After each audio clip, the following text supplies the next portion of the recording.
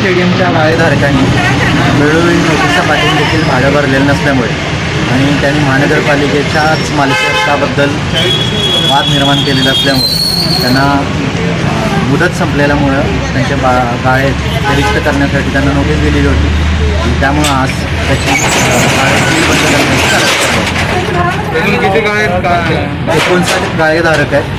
59 गाळेधारकांचं म्हणणं आहे की क्रीडा समितीने ठरवल्याप्रमाणेच आम्ही भाडं भरतो आहे. मात्र शासनाच्या अधिसूचनेनुसार क्रीडा सदस्य समिती यांनी निश्चित केलेलं भाडं भरणं आवश्यक आहे. मुळात म्हणजे यांची मुदतच संपून गेलेली आहे. त्यामुळं मुदत संपलेल्या असल्यामुळं त्यांनी सरळ महानगरपालिकेकडे गाळे सरेंडर केले पाहिजेत.